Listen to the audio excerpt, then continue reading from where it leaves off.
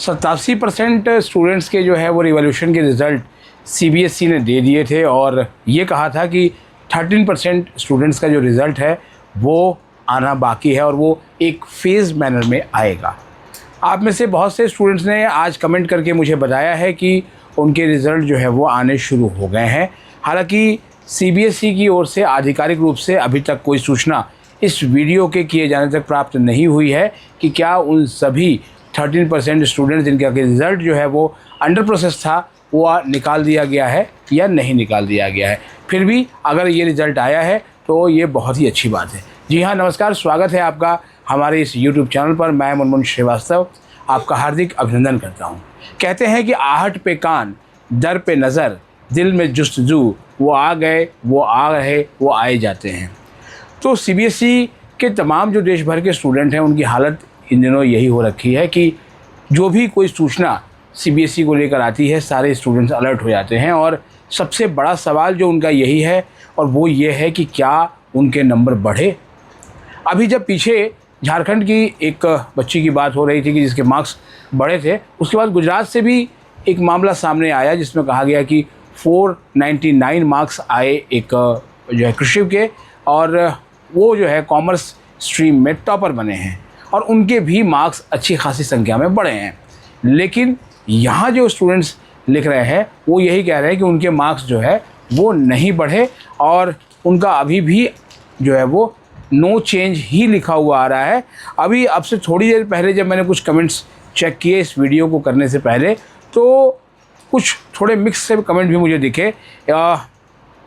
एक पेरेंट ने लिखा कि सर जो है वो बेटी का आरटी जो है वो क्लियर हो गया, वो पास हो गई, बड़ी खुशी की बात है, उसे बहुत बधाई। लेकिन ऐसे बहुत से स्टूडेंट अभी भी हैं जिनकी आरटी जो है वो क्लियर नहीं हुई है और वो कंपार्टमेंट एग्ज़ाम के फॉर्म का इंतज़ार कर रहे हैं। लेकिन अभी आज 27 जून तक भी जो कंपार्टमेंट का फॉर्म नहीं आ पाया है और स्टूडेंट्स के बीच में एक बड़ी दुविधा है कि क्या कंपार्टमेंट का एग्ज़ाम होगा भी या नहीं होगा। बहुत सारे वीडियोज़ आपने हमें भी जो है वो भेजे हैं जिसमें कंपार्टमेंट एग्ज़ाम कैंसिल को लेकर जो है वो वीडियो में बात कही गई है। लेकिन मैं साफ तौर पे कहूँगा आपको कि ऐसी कोई आधिकारिक सूचना अभी नहीं है, क्योंकि 1,63,800 प्लस जो कैंडिडेट्स हैं जिनकी आरटी आई थी।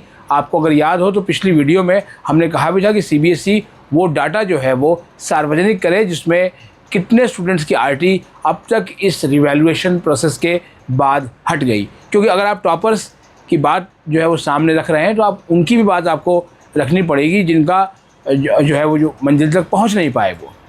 और एक और बात इसमें भी कई पेरेंट्स ने जो है वो उठाई है और वो ये है कि जो नो चेंज का जो क्राइटेरिया है वो कैसे है। क्योंकि सीबीएसई जो है वो कॉपी 2 एक्सपर्ट से चेक करवाती है और उन 2 एक्सपर्ट्स का जो है वो क्या सेम मोटिव हो सकता है या फिर no change means copy check ही नहीं हुई।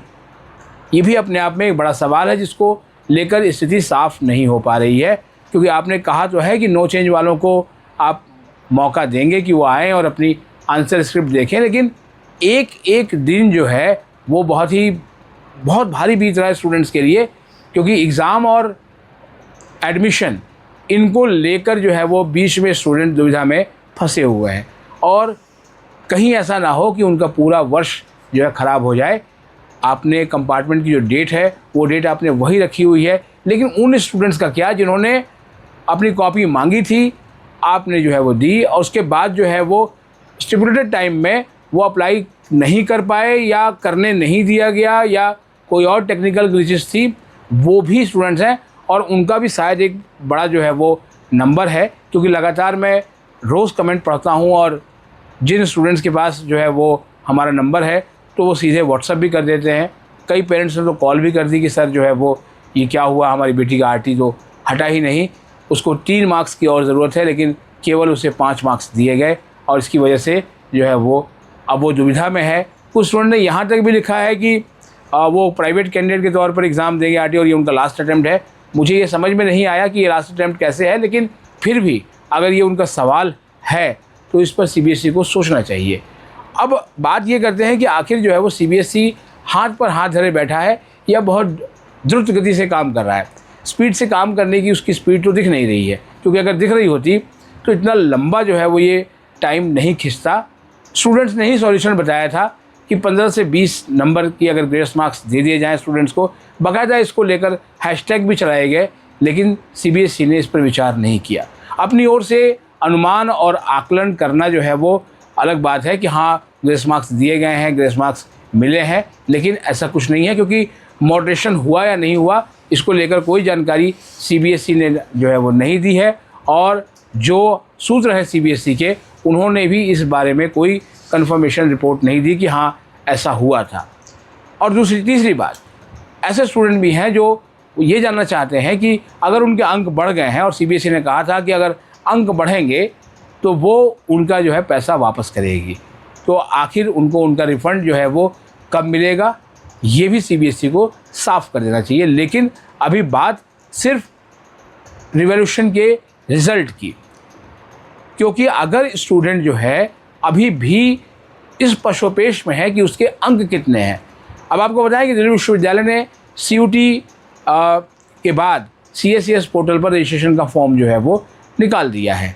कल रात को देर रात मैंने इस पर अपडेट दिया, इसको लेकर एक बड़ी वीडियो जो है वो सामने आएगी, लेकिन आज तमाम व्यस्तताओं की वजह से जो है वो हम इसको ले नहीं पाए। और हमने एक सेंटर पर SOL के भी कुछ स्टूडेंट से बात की है, क्योंकि SOL के सेकंड सेमेस्टर के एग्ज़ाम जो है वो चल रहे हैं। ये सारे स्टूडेंट्स एक ही पेरिफेरी वाले हैं जिनको कि ये परेशानियों का सामना करना पड़ रहा है। अभी तो एक खबर भी आ रही है कि जो है वो TET का जो है वो वहाँ भी पेपर जो है वो लीक की बात हो रही है। तो इसका मतलब ये है कि देश में जो परीक्षाओं की सेंटिटी है उसको लेकर बहुत ज़्यादा अब सोचने की ज़रूरत आन पड़ी है, और इसको लेकर आगे क्या होगा ये तो वक्त ही बताएगा। लेकिन फ़िलहाल तो ऐसी स्थिति है कि स्टूडेंट्स के लिए आगे कुआं और पीछे खाई है। उनको समझ में नहीं आ रहा कि वो क्या करें, कहाँ जाएं। एक स्टूडेंट का कमेंट पढ़ के मैं कुछ देर के लिए भावुक हो गया कि सर बताइए कि अब हम आगे क्या करें।